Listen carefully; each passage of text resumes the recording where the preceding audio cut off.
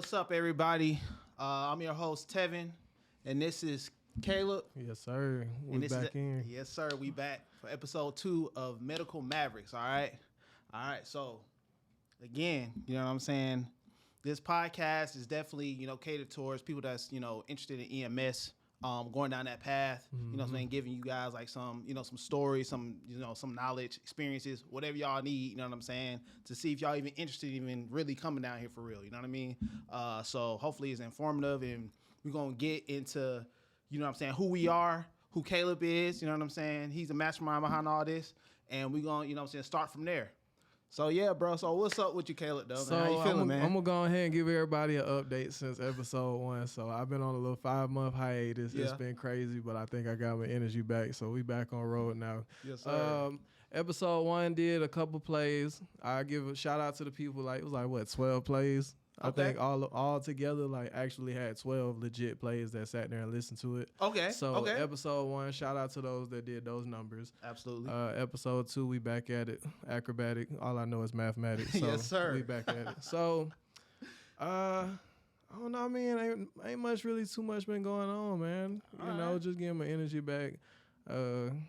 I don't know if I should talk about this ticket I had to pay off, but off record, yeah, that ticket hit a little bit, so that's why that's why we ain't been in here. So, but other than that, been good though. All right, that's what's up, man. All right, so now we got the hiatus out of the way. Mm-hmm. You know what I'm saying? So, is there any more experiences? You know what I'm saying, EMS wise, that you encountered since the last time? Okay, so I'll say this. People, we got to understand when and where to do CPR or when and where to use Narcan. Because after we done worked the patient, and we all know, the whole vicinity knows that they overdosed on some type of substance, whether it's aspirin, whether it's, I don't think you can overdose on albuterol, but it'll take a lot for it. But whether it's albuterol, heroin, cocaine, whatever you did, if we know that they all did something, that you have Narcan in your pocket, but after we done worked the patient, now you want to, I had this Narcan in my pocket. I just didn't know how to use it. Oh. That would have really helped about 10, 15 minutes ago. But I mean, hey, that's cool. So you didn't know better, but now you do. So stuff like that. And also, real quick, go ahead. Explain to the people what Narcan, what is it? Narcan, aka naloxone, is basically a drug that fights against the drug that basically you just took already. Right. So it's how do I say? I can't remember. What is that? Opioid? Yeah, that's opioids. Opioid reducer. I don't know. I can't get back into it. Nah, I feel you, man. Look. Opioids. All right. So what happens is when you overdose, right? So basically the opioids attach to the back. What's it called? The brainstem. The receptor sites. Yeah. So what it does is it prevents you from breathing, right? Mm-hmm. So basically, when you take Narcan, it kind of reverses that, right? So like he's saying, it's if you have Narcan on you and you just didn't use it, you know what I'm saying? It's what's the point? Yeah, exactly. You know what I'm saying? So now we got to break this person's chest open, doing CPR, you know what I'm saying? Trying to get a pulse back. Yeah. When you could have just used Narcan and, we got him back, you know what I'm saying? Or probably would have prevented us from doing CPR, you know what I'm saying? So that's what he's talking about. But yeah, man. That, and other than, knowing how to find a carotid pulse, by the way, I think that's just the simplest thing. Dispatch asks a lot of crazy questions, and they try to give a lot of crazy directions. Yeah. But they forget about the littlest thing about checking that pulse right here up in their neck. Yeah. Just check. It don't hurt to check, but if you don't feel it, then obviously that means that we need to go ahead and get the chest compressions. If you do feel it, then just, let's just help them breathe. Just slow the breathing down. You feel me? 911 is on the way. So other than that, it's been quite the countless cause of adventure. Right. Out of the past 5 months for sure. Just know Caleb be getting that work. Yeah, he be getting that work. Out of 5 months for sure, it's been quite hectic, especially with it getting hot outside and it's getting warmer in temperature and everybody outside barbecuing and stuff like that. Yeah. It's just, it's getting wild out here. So with that being said, so you was saying, you got a lot of work to do. You know what I'm saying? Y'all be running a lot of calls. So who is Caleb? So what type of person do you have to be, you know what I'm saying, to kind of take this on? Like, give me a quick little backstory, man. Got you. So let me go ahead and give y'all the whole synopsis. So basically, I am Caleb. I have started Medical Mavericks, you know, to educate people on certain things in the medical field, or, you know, do possible interviews with doctors or nurses, anybody of that sort, basically. So we're doing that. We're also working on personal development for the show, you know, motivating people and letting people know there's also different avenues to get, you know, your money or your money on up. So the type of person that I am, I have to have a lot of patience. Yeah. A lot of patience. It's bad. But I think the patience is starting to wear thin because people can start to see, like, my reaction on my face. I just won't say nothing, but my face will say it all. Yeah. I'd be like, come on now. We bullshitting right here. But in my bad, excuse the profanity, but you know, we bullshitting out here. So just patience, family, big on family. I ain't too big on going out and, you know, partying and stuff like that. But I feel that. I'm trying to keep myself busy. Yeah. You know, that's why I'm glad that we back at episode 2 without the 5 months being active. So, you know, right now we're starting the YouTube up. Also, you know, go ahead. Once I drop the link below, you can go ahead and subscribe. Do whatever you got to do. Subscribe to the YouTube. Subscribe to the Spotify. Indeed. Follow us on Instagram. And we possibly got the TikTok coming out soon. We don't know yet. You know, stuff is in the works. Yeah. But I mean, you just have to have that go-get-it attitude, just like I said in episode 1. Even though, you know, you got to stay down for the come-up, because it was at one point in time, I didn't know I was going to be, you know, dabbling in EMS or, you know, firefighting specifically. So, you feel me? So, you don't know where you're going to be at in that next, like, 4 to 5 years, maybe even 2 to 3, if you really want to, you know, think short. So you really just don't know, but as long as you keep the grind up and, you know, fall in love with the grind, like, you know, you really want to do better with what you already got. You don't need the most fanciest or the newest stuff just to do what you got to do today. You feel me? You got to really appreciate and have gratitude for what you already got. That's when your blessings come. Stay down for the come up. Point blank, period. So I just feel as if that's the best, how do I say, analysis or representation of myself.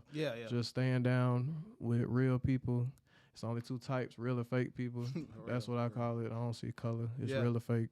Real or fake. Other than that, man, treat people the way you want to be treated. I feel it. So I live by that quote my whole life. Like, you know, treat the CEO like a janitor. You know, or treat the janitor like a CEO. So other than that, that's pretty much it, man. Nah, I feel that, man. Like, because like he said, we kind of talked about this briefly on episode 1. Like I said, like for me, I got into it like, I kind of just stumbled into it. You know what I'm saying? Like, I'm be real with you. Like, this is going to make me sound terrible, but it's real. No, people going to resonate with it. I was always obsessed with death, blood, guts, violence, all that. Oh, my fault.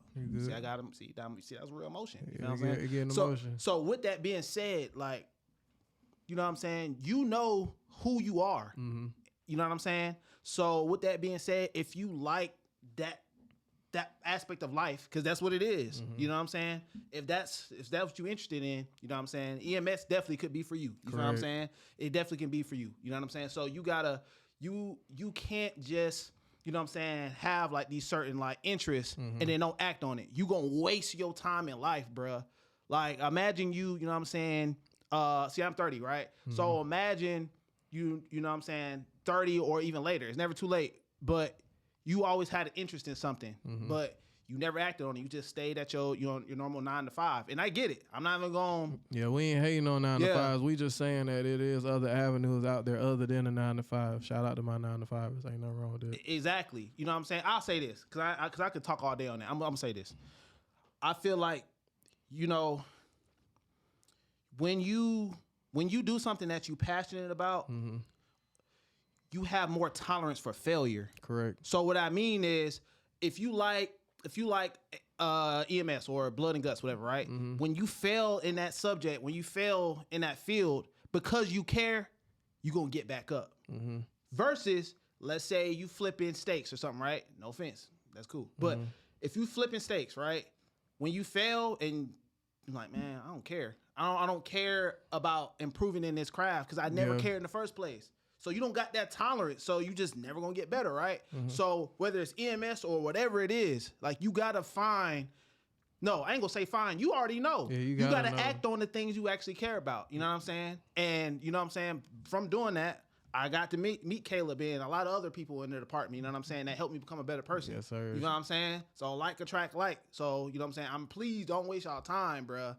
I know y'all hear that a lot, but it's consequence, bruh. It's like as soon as you figure out something you're passionate about, then you're like, dang, why I didn't do this 10 years ago? That's when you feel it. And that's what I think we need to start pushing, because, like, bro, if you ain't having emotion in 2024, you already behind the 8 ball for 2025.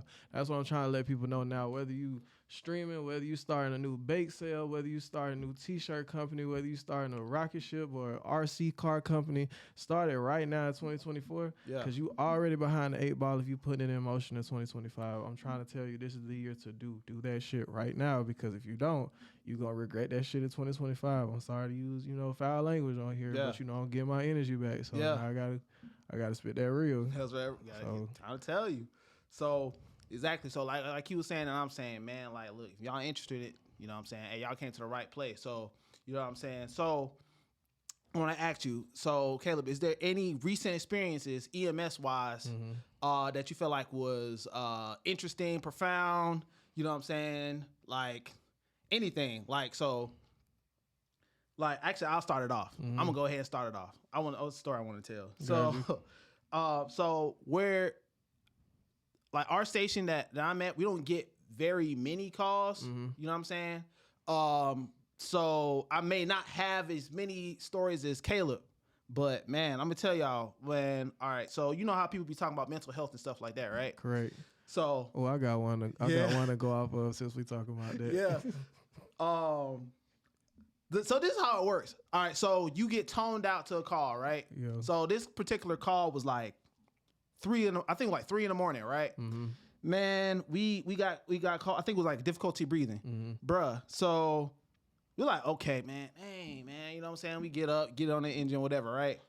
Man, we get there, we see PD outside. We just like, what's going on? Yeah, like, why y'all okay, here that's for? weird. This is difficulty breathing. Like, why are y'all Ain't here? Nobody get shot. Why y'all here? Yeah, exactly. So, bruh, I'm telling you, right? And man, remember I said mental health, right? Correct. So we go into the building, right? Yeah. Man, we get into the hallway. Bruh, all I see, I just see a glob of flesh on the ground. What does that even mean? Shit probably stink. So I'm walking up and I'm like, you know what I'm saying? We thinking difficulty breathing. This has nothing to do. What is this? I don't know what I'm looking at. Right. So it was a man in a hallway.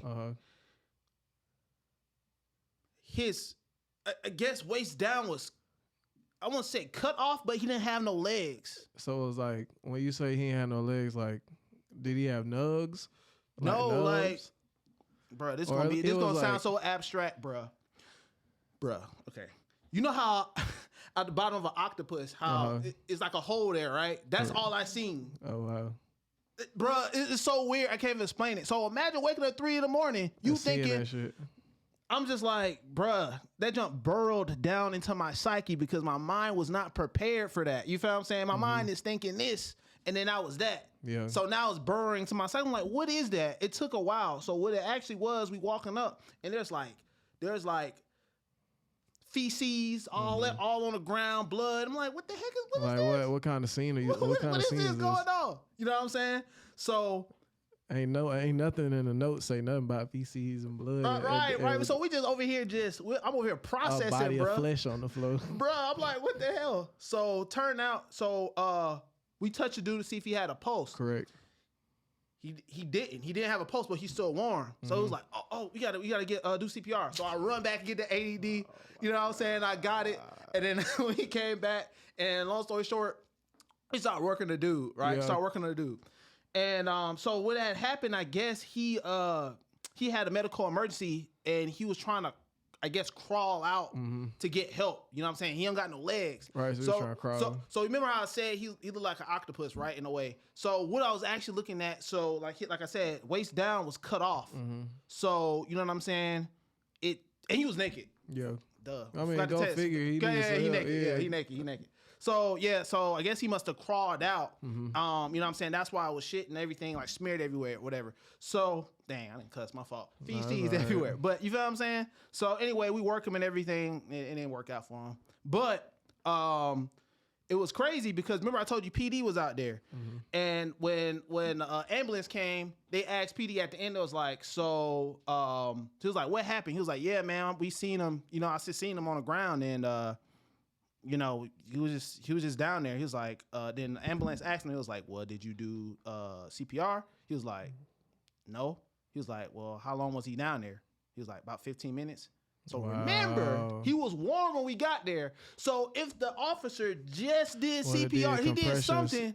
We don't know. Helped him we don't know if it would have helped him, but it would have gave him a higher chance of survival. Exactly, because he was warm after 15 minutes. You feel what I'm saying? According to what the PD said. So it's just like two things there. Hey, man, like he was saying earlier about that CPR, man. Like, hey, bro, like do the basics, big dog. Like, you gotta know when to do it, dog. Yeah. Like, it doesn't hurt. I feel like even me and my folks was talking about this. Like, if you have a driver's license, you should at least know how to do CPR.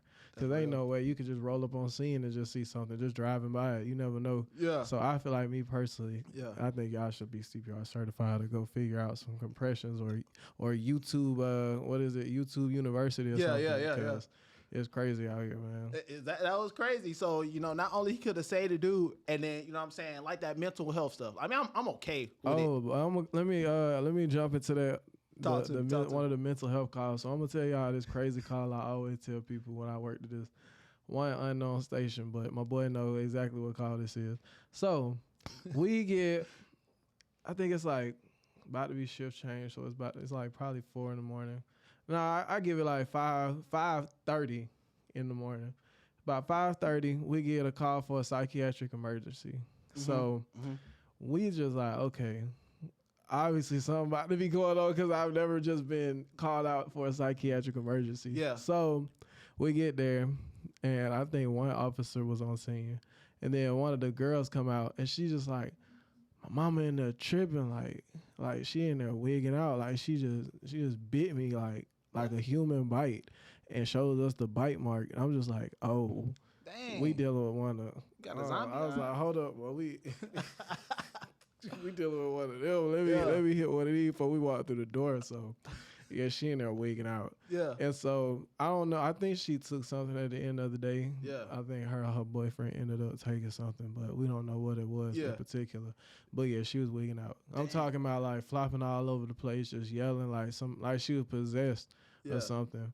And so I'm just like, oh heck no. I'm like, bro, I'm not about to be up in here wrestling, fighting, trying to hold her back. You better get the boyfriend to do something. So how'd y'all resolve it then? So the boyfriend was holding her most of the time, and then my coworker, he a big dude, so he kind of was like the shield. So it's the boyfriend holding her, but then he's standing here. I'm here just making sure, you know, like if I gotta check some vitals or something, I'm still here, but I'm at a safe distance away where she reaches me about to claw my eyes out. Then the APD or, you know, the police officers was about to the right side of me, basically. Yeah. So, I mean, everything was good. I think Grady pulled up with the stretcher and stuff. Yeah. And I don't think did we soft restrain her? I think she started chilling out after a certain point. She started chilling out and she let us put the seatbelts on, but I think she started wilding out when she got back in the ambulance. But that ain't none of my business. We transferred care after that. So, yeah. Long story short, just watch out, man. Just be careful out here. Yeah, man. Patience, boy. Cause they tweaking like a real human. I'm talking about she really bit her daughter. Like, came out with a human bite mark on her chest. I was just like, yo, what's going on out here, man? Because that's why I'm just like, okay, let me do a little prayer or something before I walk in. Because we got people really biting folks. Did the bite break the skin? It didn't break the skin, but it's just due to... It's still bad. Yeah, it's due to the fact the action, like, you can really tell if somebody really bit them, and she bit the HE double hockey stick about her. Just so y'all know, like, a human bite is borderline poisonous because we got so much bacteria in our mouth. So, meaning, if you get bit and it breaks the skin, you in trouble. Come on now. Hey, don't, like, hey, you're going to be all right. No, it's not going to be all right. You need to go get tested. We already done told you now. Blood tested or whatever you got to do. And also, that's also something else that I had seen, you know, my 5-month hiatus. I saw at the hospital, I saw somebody perform a central line. So that's where they're trying to get a line in your femoral artery. Okay. So okay. I think that was player. I was like, oh snap. I was like, That oh, was technical? okay. Yeah, you feel Okay. me? So I was just like, hold up, that's kind of player. So Yeah. they were doing their thing because they working on carrying O-neg. I think it's O-neg blood on Grady boxes. So they got yeah, they about to start carrying blood. And that's universal, right? Mm-hmm. Yeah. Okay. So they about to start carrying blood with the with the supervisor boxes, not the ambulance, but the supervisors will start carrying blood. Yeah, not just a regular Grady ambulance where it's like, oh, you need some blood. Let me just give it to you. No, everybody can't do that. Okay. So if you O negative, pretty much a main character, y'all might need to go ahead and go ahead and donate that. You know what I'm saying? Come on now. They might give you a little $50 gift card or something. You never know. So yeah. Man, that's crazy, man. We definitely we're gonna definitely get into some more stories because even just talking about it, just getting me. I'm thinking like, nah. Yeah, I got so many. We just gotta keep going with the flow because they're gonna start rolling when we start going with the flow. All right. So okay. So all right. So like we kind of talk about in the stories, right? Yeah. So did you have like experiences growing up that kind of prepared you for this real life, like these real life experiences? Because for me, to be honest, I ain't never seen anything. Correct. You know what I'm saying? I ain't never really seen death. I ain't never seen blood. I ain't never seen. Like, man, sometimes we go to these calls, I be smelling smells I ain't never smelled. I'm like, what is this? Yeah, that's also something else because I was like, boy, I smelled a body. I don't know if that body had been there about a couple of days. Yeah. I don't know what it was, but they called and they was like, yo, we can smell this outside in the street. That's crazy. Like, it's bad. And so we get up. When we got off the engine, I ain't smell it. I took like 5 more feet, and a couple more steps. I was like, oh. Damn. Yeah, I was what it like, smell like, bro? See, I told you. Ooh, I was like, ooh, it smelled like straight sewage. It smelled like sewage, like a sewage It smelled like sewage, old infected flesh, all type of. Ooh, boy, it was just stinking. It just smelled so bad. So due to the fact that I smelled it all the way out there, that's not even where the body is. The body is long all the way out here. So it was that potent. Like that body had been decomposing for quite a while. So yeah, it was that smelly. Hey man, look, I know it's gonna sound weird, but I want to smell that shit. Hey, Nah, look, I want to know what it smell like. I wish you would have told that to one of the officers, because one of the officers was acting like they about to throw up right there. So I was like, y'all better come on so we can get up out of here. You gotta identify the body. That's crazy. Damn.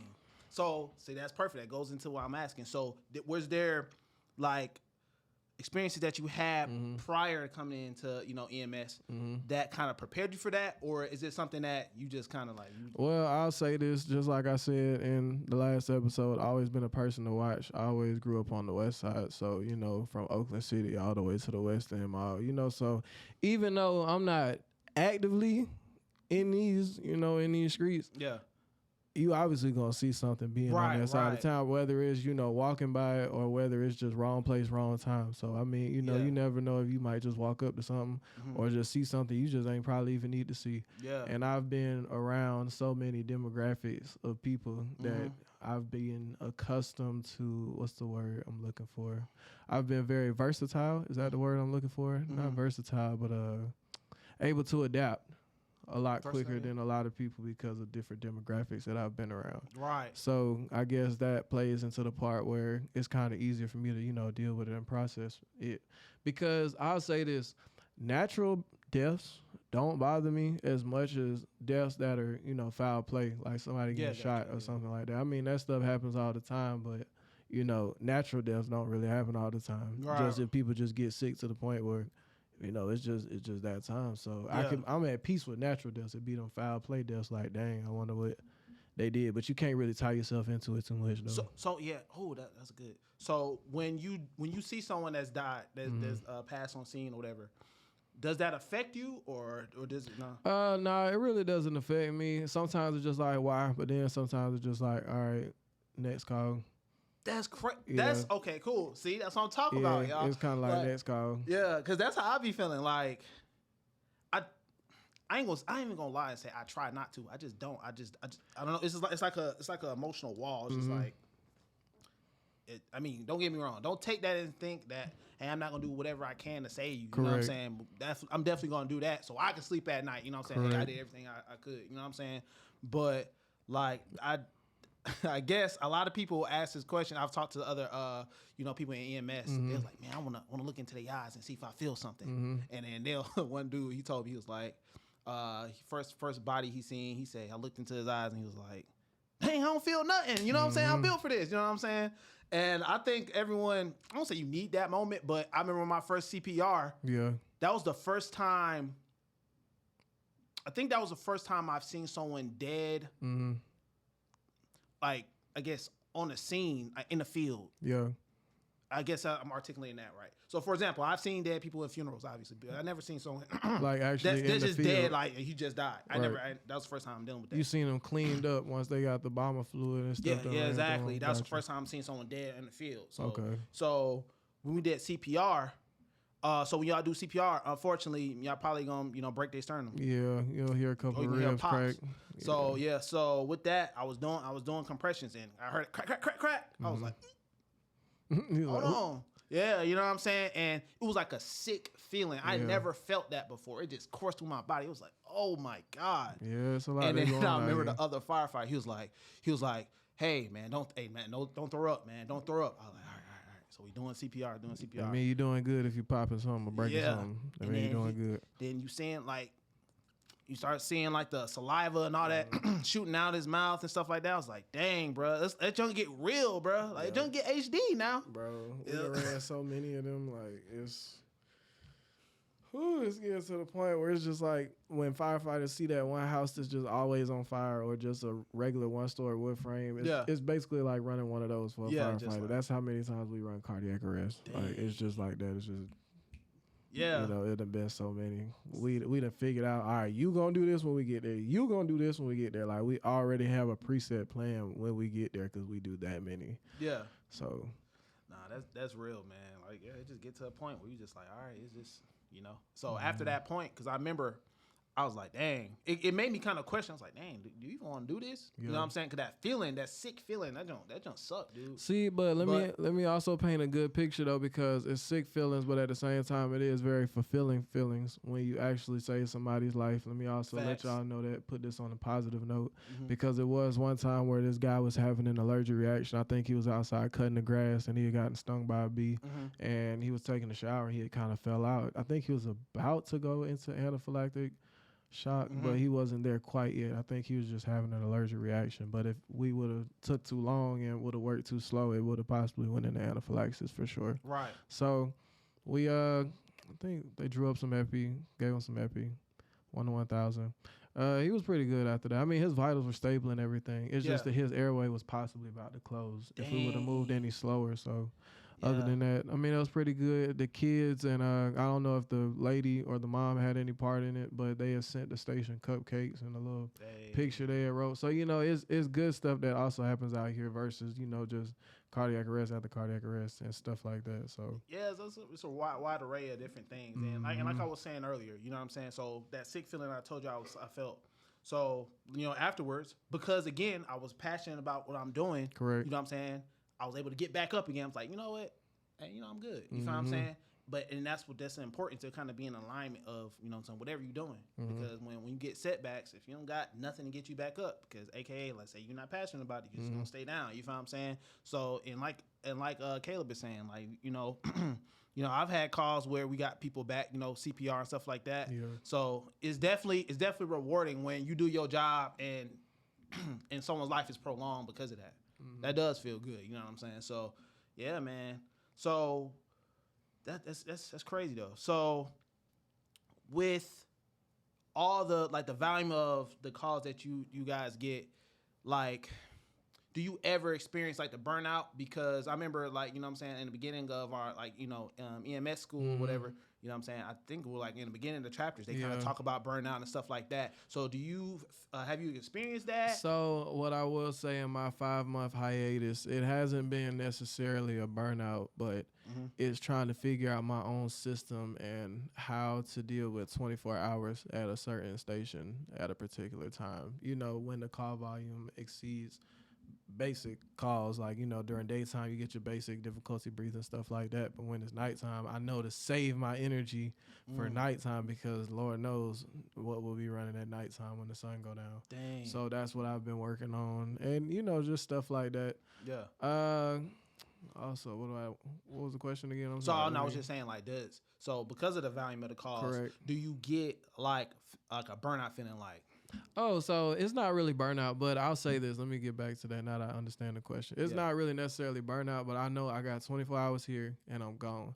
Like, after that, that's it. So I see it as, let's do the call. Let me do the best of my ability. Once the whole 24 hours is gone, is the weight is off of my shoulder unless I'm working another shift. Yeah. So other than that, I don't see it as burnout, but I try to put my tiredness or my fatigue feeling into different crafts, such as getting back into my photography and videography, and of course pouring into Medical Mavericks at the same time. Yeah. Because it's like, by the time we get off work, the sun's out. I don't want to go to sleep because my body's just like, bro, the sun's out. I'm not tired. Yeah. So it's like, I might as well find something else to do, or find something to put my time into, basically.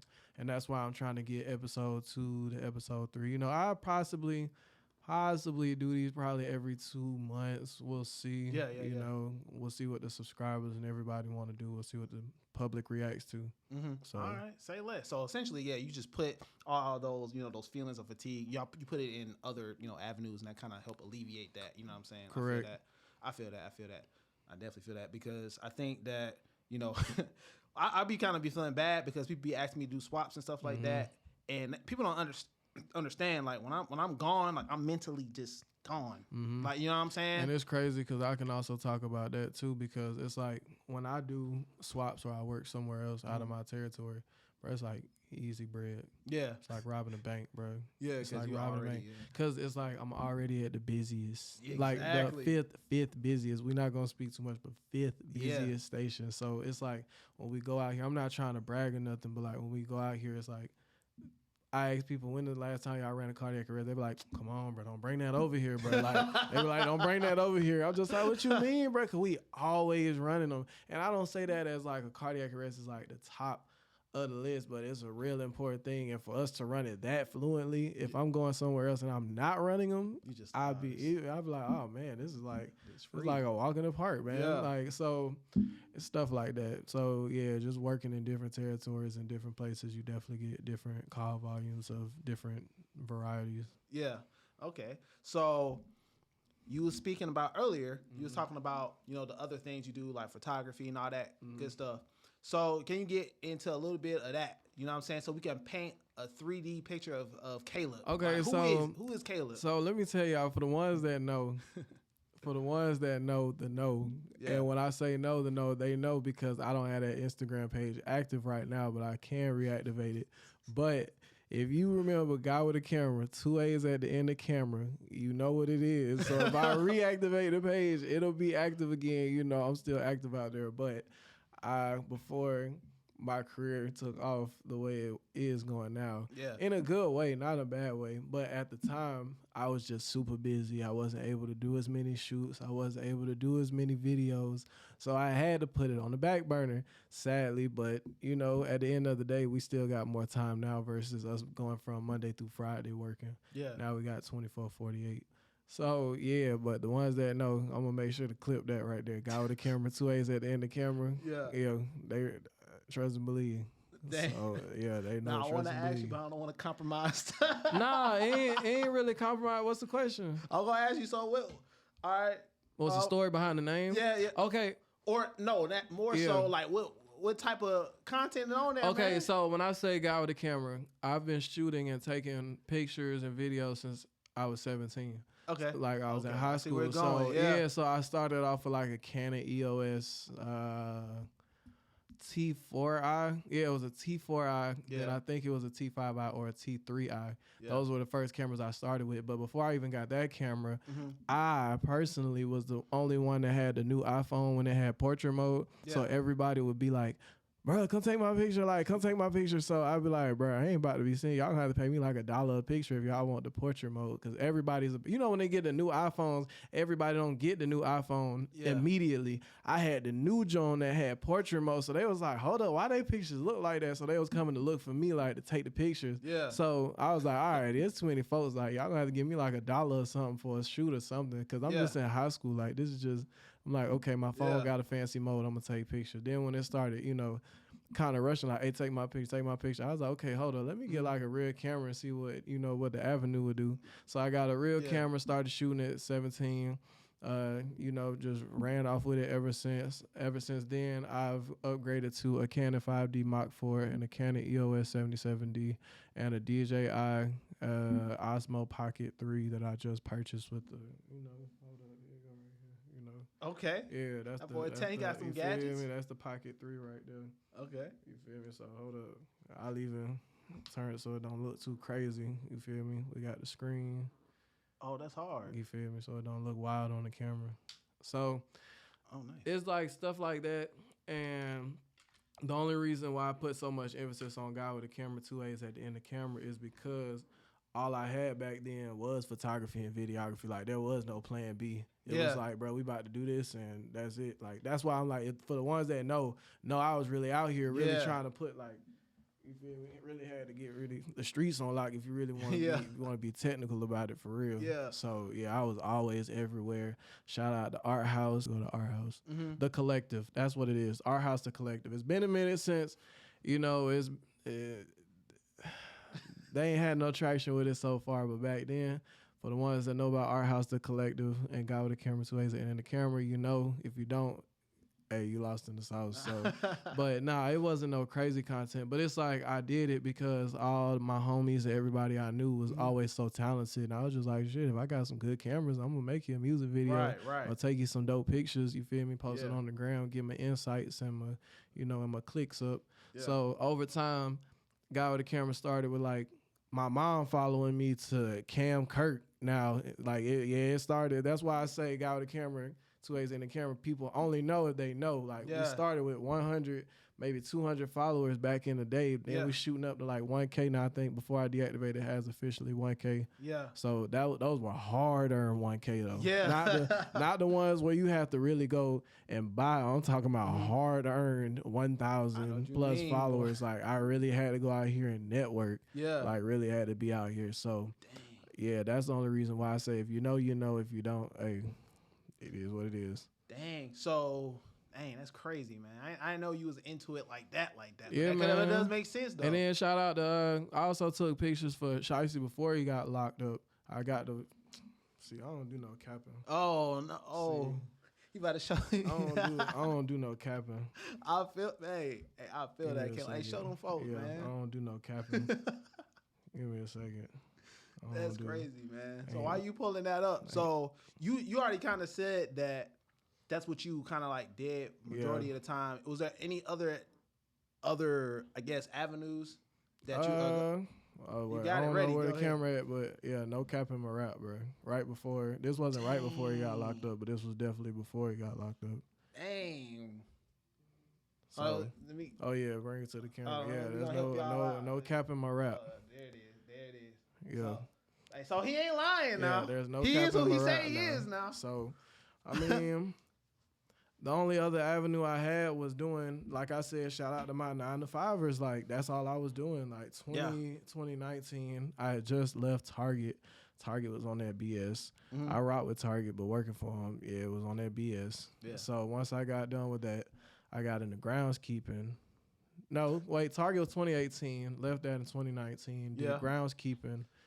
Did groundskeeping from 2020 and I think almost to 2021 because I think that's when quarantine officially started. Mm-hmm. But I sadly was quote unquote terminated, but I got my unemployment, so shout out to them. But you know, we ain't gonna speak on that. I won. They tried to hit me with we got tapes. I was like, where they at though? I was like, then where they at? Like, let's stop the nonsense right here. And as a matter of fact, I can go back and shout out to the haters at my old groundskeeping job. I don't know if your old behind gonna see this, and I'm gonna be old one day just like you. But you was really hating on a young cat at a young age, and I'm not doing this to diss nobody. But that's really what lit the fire up under my behind to go be a firefighter slash EMT, because it was like. And I'm also getting into this other story about this other coworker at the groundskeeping job too. Yeah. So yeah, it's just like my supervisor for that job specifically was like doubting, because you know with your supervisor you have to tell them when you're going to do certain things that you're not going to be at work. So I had to take the CPAT. Yeah. And the CPAT is what control physical agility test or something like that. Yeah. So one of those abbreviations, but it's a physical agility test that you have to take to be a firefighter. So I had to let them know, hey, I'm not going to be at work. Yeah. But I'm going to go test for it, long story short. So he was just like, okay, whatever. Mm-hmm. Like, he just kind of wrote it off like, yeah, he ain't really probably about to do nothing anyway. So I came back, and I don't know if that was the time I passed or that was the time I failed, because there was one time I failed because I drove up there too early and I was too tired and too fatigued. But then it was the second time that I did it.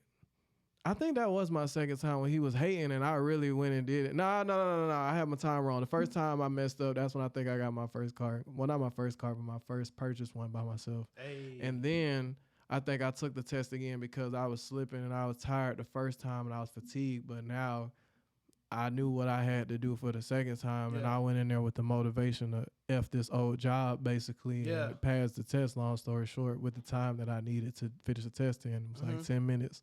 So I just go back to say that, like, yeah, buddy was hating on me hard, though. Like, he was like, bro, you're gonna have to cut your hair. You're going to have to do all this. I was like, bro, if you know so much, why you ain't become one of this? Since you know so much, I'm like, dang, bro, you hating on me? Because as soon as I needed that job in the first place to get my car, because I had to have, pay stubs showing that I'm actually getting paid for working the actual job. So once I got the actual job and my paycheck started to come through, I was able to go purchase my car. Yeah. So they was just seeing it like they was basically hating, but I didn't really know it at the time. They was like, oh, so you done got a new car now? Like, ever since you started working, you done got a new car, or you about to start doing, you feel me? So it was slick hating, but at the same time, I'm just like, it ain't really tripping. Like, maybe they just tripping, man. Maybe I'm just wilding. But let me tell y'all this story before I forget it, though. So I had a coworker during that job named Carl. Rest in power to my boy Carl. Shout out to OG. Before I became a firefighter, he was just like, man, you gonna have to help me, man, like when you get out there. So I'm just like, I got you, dog. Yeah. So I'm gonna tell you, man, rest in peace, that boy Soul, boy. Oh my God. But let me get into that story. So Carl is what you really call like a OG, like for real. So you always got them old fools that be telling you them old stories like, yeah, I had like a busload of hoes back in the day and stuff like that. Some of them be capping, but some of them be real, right? So Carl like, yeah, I used to have these chicks in and out my mama's crib when she used to dip out, like go on vacations or go out of town or something. And so they used to call him Herc. Like, he ain't really telling him his government name, but his nickname was Herc. So if if a motherfucker calling him Herc, you know what the fuck happened, or what was going down. I'm sorry for my language, but you know what was going down if somebody called him Herc. Long story short. So we just chilling. So we vibing. We got some popsicles and some ice cream from the ice cream man. We just posted up on the golf carts in the parking lot. Yeah. And so we posted up, just chopping it up, just regular day-to-day working activities. And we see an Uber come down the parking lot, right? Mm-hmm. So they drop off the person that called the Uber and stuff that was in the back, get out. And the driver was about to cut the Uber ride. While she looked over to the golf cart, she rolled the window down, got all out the window. Hurt! I bust out laughing. I kid you not. And that was right after he told me that story, bro. Dang. That was right after he told me the story. And she's talking about Hurt? I was like, so he is. Bro, I was like, he was not capping, bro. Like, she just came out of nowhere, bro. I kid you not. It was like a TV show. She's talking about Hurt? And they got to talking and stuff. I was like, oh, yeah, she was bad? Nah, she was bad, but she was getting slayed back in those days. I can tell you that. So Carl, rest in peace, that boy, but he did not cap at all, boy. Damn, man. That jump was crazy when he tell me that story, man. That shit was funny. Oh my God, bro. Whew. I had to tell that on camera before, like, I forgot. Oh my goodness, man. Rest in peace, Carl. Yeah, AKA man. Hurt, man. Yeah, AKA Hurt, dog. Golly, man. Oh snap, man. Yeah, nah, but at the same time, working at all my jobs, one thing about me is I will be maybe not in a leadership position, but I will be high in ranking. Yeah. Cause I don't do that, playing down here. I'm just gonna listen to you and all that nitpicking shit. No, I don't do that. I get high ranking, with the motherfuckers that's really working out here. Yeah, like, yeah. Okay, what we doing? Like, let me follow how you do it so I can do it a little bit better, but not too much to outshine the master at the same time. Yeah. So I'm always be in a higher ranking spot. Just with work ethic, not just moving my move, but with actual work ethic. So in any job, I'm gonna have to be in a high work ethic place. Yeah. Just around people with high work ethic. So in that job, I met a cool cat. Shout out my boy Johnny. That boy he rented out a Rolls Royce, went on vacation one time. That boy Johnny crazy. But he also helped me, fight that little unemployment case, with them folks talking about they got some camera footage. I was like, well, pull it then. Pull the camera footage because you're capping. Yeah. I'm calling your bluff. And it was definitely caught. And I got my unemployment. Shout out my boy Johnny. So, and it's, I don't know, bro. It's just like being a young cat trying to work a grown man job. You can just peep game when folks trying to hate, man. Oh, that's a good point. So how old are you again? I'm 23, about to be in my Kobe year this year. Okay, so for example, I'm 30, right? To give like some type of reference. So I be jealous of y'all, man. Let me tell you why. Because a lot of people like to be in a department at your age. Yeah. Hold on, let me go ahead and sign this. Being in a department at your age, it's like such an advantage. You know what I'm saying? Growing wise, you feel what I'm saying? Because you're around a lot of like older men, you know what I'm saying, and women that are like that can help guide you.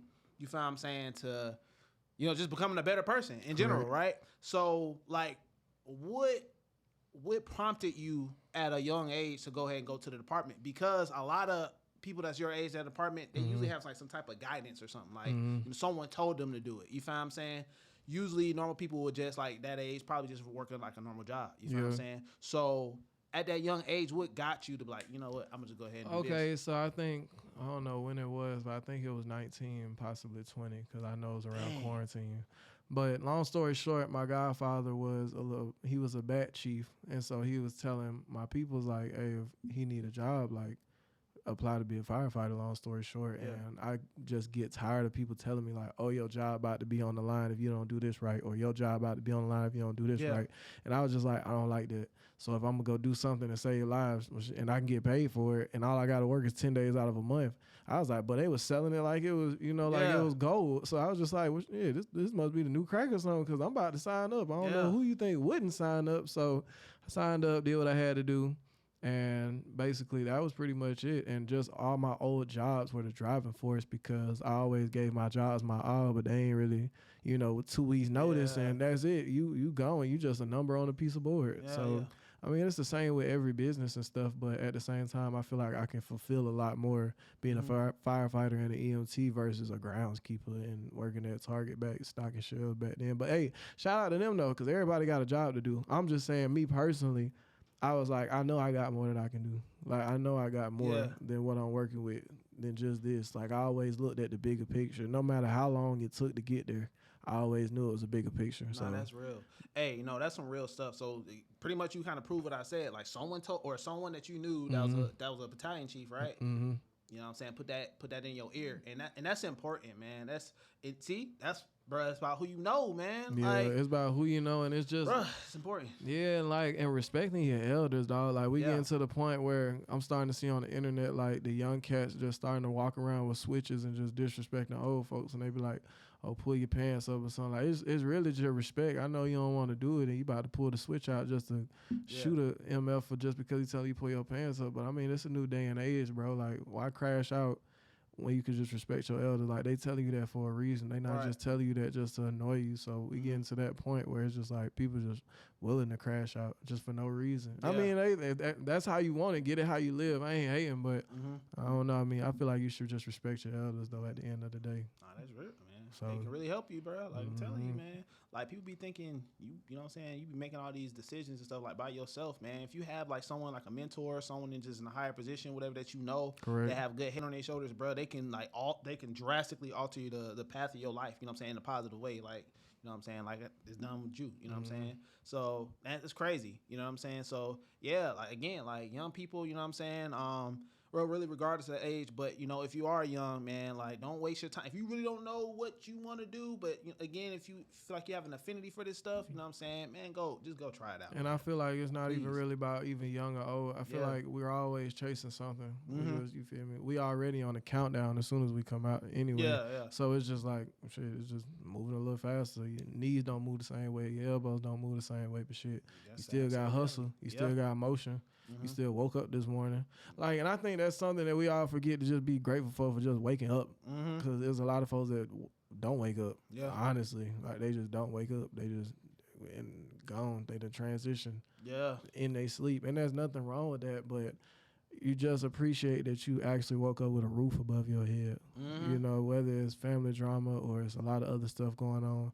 I can't speak for everybody, but you woke up, you got a roof over your head, you got your sanity, you're not behind bars, but shout out to the ones that is. Ain't nothing wrong with that, but, you know, like, you just got to be thankful for what you got. Yeah, that's real, man. Dang, man, that's definitely real. I definitely feel like, you know, being in an apartment, being around, you know, just our people made me gain perspective on my life and kind of like all the things I would complain about. You know what I'm saying? And it's kind of like, man, nah, bro, you actually in a really decent position. You know what I'm saying? And now you're in a position where, you know what I'm saying, you know, at my station, everybody older than me, you know what I'm saying? They have more experience. Man, I learned so much. I ain't trying to change the direction of the podcast, but I learned so much, I guess, about, you know what I'm saying, being a man, I guess, you know what I'm saying? And I'm just be real with you, like, man, I came to the department, but I ain't know nothing, bro. I didn't even know how to change no tire, bro. Yeah, I ain't gonna. I'm being real. Hey. I'm gonna be real with you. I ain't know how to change no tire, bro. So, well, we doing that shit now. We getting our hands happening. We getting our hands dirty. One day, I came to work. You know what I'm saying? Hit a pothole. I'm like, oh, bro, I'm about to tell these folk the truth, bro. Because you know what I'm saying? You got to make it work. So I'm just like, look. So I had to call. I was like, hey, Cap, man. I was like, hey, man, I got a flat tire, man. Like, I think he knew. He ain't make me have to, you know what I'm saying, give up a manhood or anything. He just knew that, like, hey, that's the bad signal. So he came, hey, he was cool. He came and helped me out. You know what I'm saying? He was like, hey, you know, you got the key, you know what I'm saying, like to the left. I'm like, I don't know. Like, you know what I'm saying? I ain't know nothing. Certain key to take off the lug nut for the lug nut. Yeah, I ain't know nothing, bro. So he helped me out.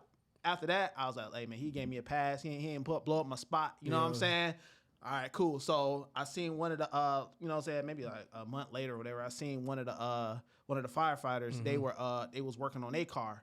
And I'm like, nah, I'm about to watch and see how you do it. You know what I'm saying? Obviously I learned. So maybe a couple months later, same thing happened again. Hey, now I'm able to change my own tire, right? Yeah, just have your channel locked. Right. So I say that to say, like, for people that may not have, like, certain skills that you think you should have, whether, you know what I'm saying, you know, you never taught it or whatever, you never was interested, whatever the case is, man, hey, man, join the department in some ways is like braces on teeth, man. It's going to get you straight. Like, you know what I'm saying? You're going to learn some skills for sure. You're going to learn. You're going to gradually learn. You know what I'm saying? I started learning, like, man, I noticed every time we get up to, you know what I'm saying, for shift change, hey, what y'all about to go do? Hey, man, I'm about to go, man, I got a second job. I got a lawnmower service. Oh, I got somebody on the side. They got something on the side. I'm sorry, I'm like, man, I'm going home and going to sleep. Yes, sir. Hey, man, they waking up. They going, all of them, everybody in my station. They all got a second hustle or something. You know what I'm saying? Exposing healthcare hustlers, man. Exactly. So it give you that reflection on what you're not doing. You know what I'm saying? And you know what I'm saying? It don't have to necessarily be a negative thing, but it give you that awareness, like, bro, you could be doing more. You know what I'm saying? So, like, it's not even just about, you know, money or schedule necessarily. Not saying he's saying that, but like, bruh, you grow. Like, what, you know what I'm saying? All these things you might not have, you feel what I'm saying? You can potentially, depending on your crew, you can gain it. You know what I'm saying? Absolutely. And the last thing I'll leave on that note, man, I kind of learned, like, how men talk. So what I mean by that is, so majority of when I worked around a lot of females. You know what I'm saying? I was in the restaurant, right? Yeah. So with that being said, it's certain things I didn't learn. So when you're around capable men, right? A lot of them, when they speak, you know what I'm saying? Or, for example, when they introduce something, introduce somebody to you or whatever, right? They always say what your skill is first. Oh, hey, this is Tevin. Oh, he does videos. You feel what I'm saying? So keeping that in mind, it was like, I didn't have no skill set really, you know what I'm Correct. saying, prior coming on to the job. So I would hear them talk to each other and how they introduce each other. They talk in terms of what you capable of. Oh, hey man, yeah, this is such and such. He's the electrician I was telling you about. Oh, this guy with the with the lawn service, you know what I'm saying? Or whatever your X skill is. Oh, he cut hair. You feel what I'm saying? I'm like, damn, bro, I don't got no fucking skill. That hustle, man. Yeah, you know what I'm saying? But I mean, like, you do got now, skill though. I mean, technically, yeah, being a firefighter, but you know what I'm saying? Amongst No, I mean you're screaming though. Screaming, yeah, you know but what I'm got the saying? whole setup. Don't just sleep on. Hey, shout out to them folks, man. Yeah, Don't that's sleep real. on the whole setup, bro. Them setups is expensive. Oh yeah, Those and that setups are does not take skill, cheap. like video edit, all that stuff. So but you know what I'm saying? Kind of being in that environment, it be like it kind of showed you what you could work on. Like, Correct. dang, you know what I'm saying? Like, what is my skill? What can I bring to something? You know what I'm And saying? that's why I wanted to go ahead and start this show, because I do want to be a future paramedic. So Yeah. I wanted to start this, just to shine a light on that topic specifically, but also educate and have it be my something to do. Yeah. I'm off work, as a hobby, or if I'm not doing anything else. Yeah. So I just wanted to go ahead and have this and start racking up my episodes. Shout out to episode 2 for Shout the folks. out. Yeah. You feel me? So, I'm just trying to see what avenues I'm working with, because at one point I was just always behind the camera. Now I'm in front of it. Yeah. So now it's very different for me, but I see that, content creating and just getting it out there and putting it in people's faces, it's just going to get the insights. It's going to get the clicks on the Instagrams and stuff like that. So you never know. We might be working on some clothes for the show. Okay. So we get up here, we looking official, we on camera and stuff like that. So you never know. Like, I'm just seeing what's going on out here. That's real, bro. That's a skill, y'all. That is a skill set.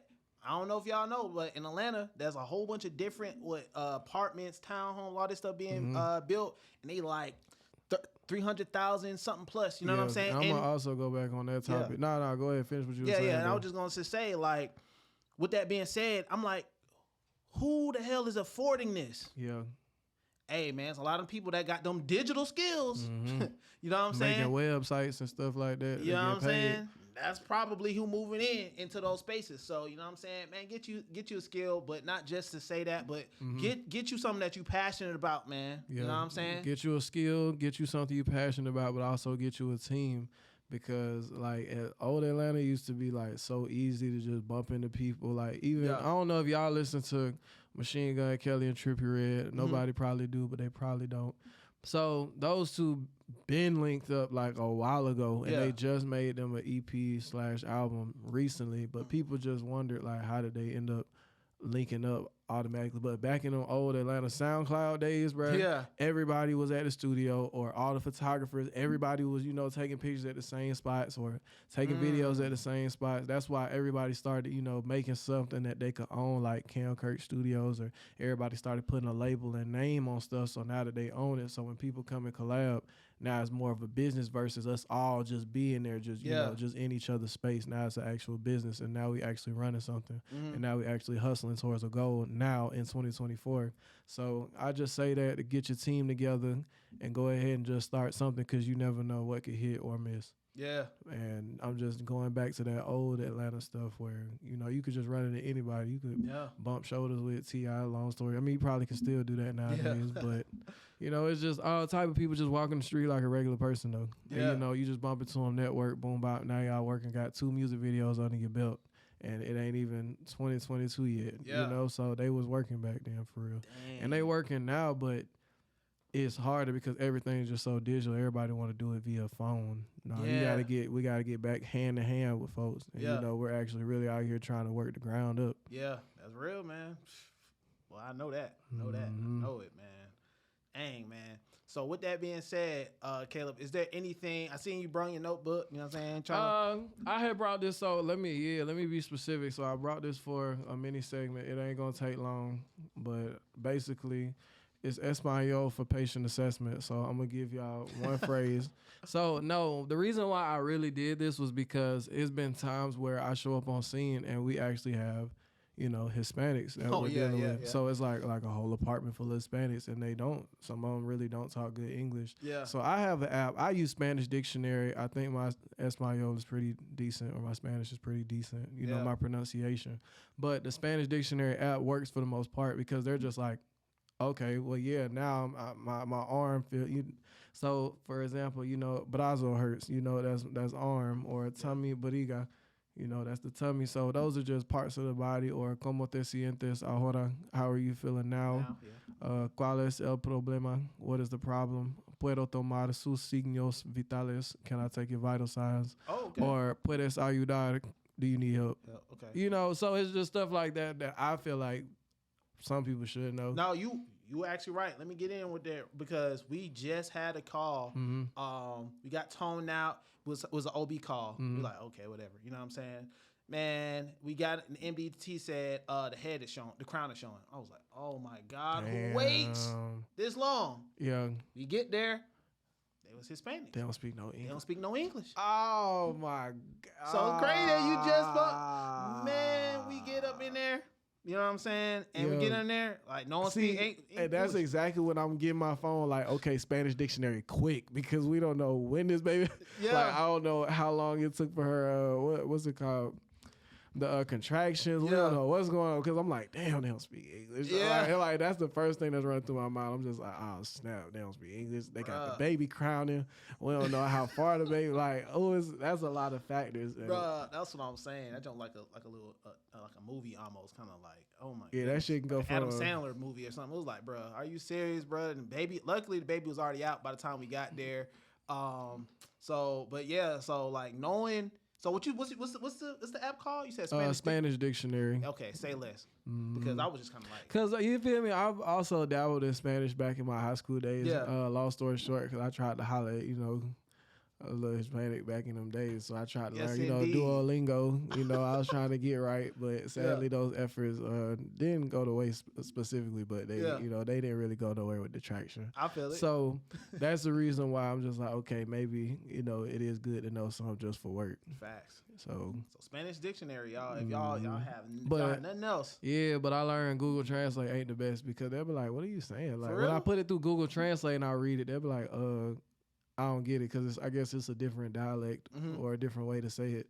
But Spanish dictionary, they kind of get it a little bit more like, okay, I kind of understand a little bit what you're saying. So I don't know if it's two different pronunciations. Yeah. I don't know if it's just two different slangs. I don't know the specifics, but I know when I use Translate, they look at me crazy. I use Spanish dictionary, they look at me like, okay, he know a little something, I guess. Right. But so I stick with Spanish dictionary versus Google Translate. See, that's a good tip. That's a good tip. That's a real good tip. And do you Duolingo for the little owl come and get y'all? I need to keep it updated. Cause I'll be harassing us on Duolingo, man. Dang. So I ain't trying to put you on the spot, but that was a good tip. Did you got any more tips in there? Anything you want to share? So that was a good tip, and also I have one about the different types of seizures. So let's get this. Get this straight, point blank. Period. Yeah. So let me explain this. There are two different seizures specifically. There's focal seizures and there's generalized seizures. Focal seizures is just electrical activity in one area of the brain specifically, where you would see things such as trouble speaking or loss of consciousness. They seem awake, but they're staring into space. They don't respond to their environments well, or just a lot of repetitive movements. So that's what you'll see in a focal seizure in one part of the brain. But if we're dealing with a generalized seizure, that involves all areas of the brain from the time that they start. So you would occasionally see, lip smacking, eye blinking, lasts for 5 to 10 seconds, and it can happen to a couple times a day. Brief loss of consciousness. What else? We got petit mal seizures, which often occur in children. We got tonic seizures, which cause stiffening of the muscles. So that's the one that we normally see, right? Like tonic-clonic. Yep. And we had one of those last shifts, man. Yep. So I mean, that's pretty much it. 2 or more seizures at least 24 hours apart that have a unknown cause or don't have a known cause is considered epilepsy. I got a good question for you, especially for you, because you got probably more experience than me. So I notice when I do head tilt, chin lift, if we about to, I'm trying to give them BVM or whatever. So it is like I can almost never actually get a proper like head tilt, chin lift. It's like the way their head is positioned prevents me from tilting their head back far enough to where their jaw kind of like loosens or hangs, so I can properly breathe for them, right? So I was thinking, I was like, tell me if you think this is a good idea. I'm going to try it. do you think if I can put an adult in sniffing position? So for y'all don't know what sniffing position is, like for example, like kids, they have like bigger heads, right? So if if the back of their head is hitting like it's on the ground, they'll kind of be like this. Their head is so big, right? So I'm thinking for an adult, that should technically still work. So if I were to put pads underneath the back of their shoulders, yeah, so they can have the height, so their head can tilt back. Correct. So I can get a good, you know what I'm saying? That'll also be better for the paramedics too that's about to come and tube them, or intubate them. That's what I'm saying. Okay, so that is a good idea. Exactly, because I was thinking, because I was like, man, I wonder, because, you know what I'm saying, when you're not able to get head tilt, chin lift, you're supposed to do jaw thrust. But jaw thrust in real life, that's really hard. Yeah, and it's for traumatic patients. Yeah. Out of there. Yeah, so it's really difficult. You know what I'm saying? If you got to do it, you got to do it. You got to suck it up and do it. But, you know what I'm saying? I've been trying to get a little bit better at my, you know what I'm saying, my head tilt, you know, so I can get chest rise when I bag them. You know what I'm saying? And some people just don't have no necks. So, I mean, you got to put the sheets right there. It'd be crazy because I'm like, dang, like we practice all this in school, and then when you do it in real life, like, bro, this is not working. It done been some times I get on scene and I try to check for that carotid, and I'm like, where your neck at? Bro, yeah. I'm like, where your neck at? You got to like really stab them all the way in their neck just to find the pulse. I'm like, right. You really ain't got no neck, Shawty. Dang, man. Like, so... Yeah, that's one thing I'm definitely try it out. And I wonder if, you know what I'm saying, if you experience like just difficulty in doing like, you know, head tilt, chin lift, and getting like proper chest rise when you bag them. Because I'm like, look, I'm going to have to just put a grown and adult. Yeah, you're not the only one. Yeah, I mean, obviously, if it's a CPR, you can't do that because you got to do chest compressions. But if they unconscious, but they breathing, you know what I'm saying, and they need some help, you know, ventilating, I'm going to try it, you know what I'm saying? So, okay, cool. I thought I was the only one. No, you ain't the only one. This is kind of difficult, man. Go ahead, put this NPA in so we can get some type of traction. Yeah, something. You know what I'm saying? So okay, cool. But dang, man. So is there anything else? You know what I'm saying? You want to discuss? You know what I'm saying? I don't know. Right off the top of the head, I don't really know, man. You know, YouTube is in the works. I'm about to go ahead and drop episode 2 on the YouTube. That's why I've been trying to have a little bit more energy for this episode for sure. So, you know, it get a couple views. Other than that, you know, just follow the page on Instagram, _the podcast, THEPODCAST, you know, podcast. Yeah. So that's the Instagram page. Follow me at Royal__TV and follow Tevin. Yep. You can follow me on Instagram. I think my name is just Tevin Stokes. Hey, it ain't hard at all. You know what I'm saying? Just type that in. I'll pop on up. I have a TikTok, Tevin Dooley Rod. I know that sounds crazy. TEVINDOOLYRAH. I know that's crazy, but that's what it is. You know what I'm saying? I was about to say they can sound it out. It sounds pretty easy to sound out. Yeah. But other than that, man, you know, just trying to keep up with the episodes. As a matter of fact, we Medical Mavericks are taking interviewers. So if you would like an interview with us, we will have a PDF file coming soon that will be on the website, so that way that we can get, you know, a whole piece of paper and a record of you, so we know who we're dealing with before we even start the episode. So, you know, come answer some questions. You don't have to relate your department or where you work at. You can come tell a story, you know, inform a kid of how, you know, you got to where you are, or what you had to do, or what you had to sacrifice in order to get here. So, you know, tell your side of the story, tell your specialty or the field that you work in. You know, come holler at us. You know, we're trying to expose the medical hustlers out here. So that's really it. Yeah, I'm looking forward to that. Hey, I'm looking forward to that because I think them stories be really resonating with people. You feel what I'm saying? Absolutely. And you know, you just learn a lot just by hearing about, okay, I ain't going to do that, or, hey, I should start doing that, or this, whatever. You know what I'm saying? So, that actually really, I'm looking forward to that, man. Y'all come up here, man, and y'all see y'all vibe. You know, we being real. We being real. And then also you come up here, you're not coming up here for nothing. I also take pictures, so, you know, you can get you a headshot or two when I bring my camera up here for when you do your interviews. Like, you're not getting nothing out of it, but you'll also be helping a lot of people in the long run. So, I mean, we're not going to pay you $1,000 to be up here as an interviewer, but, you know, if it's the right person, you never know. But till then, until we get, you know, some ads or some sponsors, you know, just we'll fill out this PDF and we'll get you up here when your schedule's right. Right. And I want to say this because we was talking about tips real quick. Let's see how much we got. Go ahead. Oh yeah. So all right. So hey, look, I've been watching BMF. Have you watched that? I haven't watched the recent season. I ain't gonna spoil it. And I hate when one of your favorite characters die, and with the EMS, I guess awareness that we have, I'm like, bro, put pressure on the wound, like do bruh. something to Buddy because he wouldn't have died. You know what I'm saying? I know it's a show, but I imagine in real life people just don't know what to do at all. I'm Hey, like, y'all, no, if no, someone's you- bleeding out, bro, put pressure on the room, Yeah, bro. You'd be surprised. Bruh, like, put pressure on the room, please. People, so many people probably has died for free for no reason, Like- just because, you know what I'm saying, no one put pressure on the wound. That's gonna indefinitely increase the time they got left. You know what I'm saying? And don't throw water on people when they doing overdoses and then call 911. Now we dealing with a wet patient. Let's not do that. Let's stop. Yeah, let's stop that. You dealing with an overdose patient and y'all throwing like a huge bucket of water on them like that's gonna wake them up. Then call 911. No, let's not do that. Wait, how often does that happen? They throw water. Honestly, now that I think about it, about for every 5 overdoses, every 2 to 3. I'm not gonna lie, like every 2 to 3, because I'm just like, bro, what are y'all doing? Now we dealing with wet patients, getting them out of here. They slippery, like it's hard to work with that. I'm like, come on, let's stop that, man. This ain't the movies, man. That's not what we here to do. Oh my God, man! But oh, that's funny, man. That is actually funny. Yeah, man. Y'all, put pressure on the wound, bro. Like, please, bro. Hey, we don't need no main characters dying for no reason, man. Yeah, at all. man. But yeah, man. Shoot. But yeah, that's all I got, bro. That was really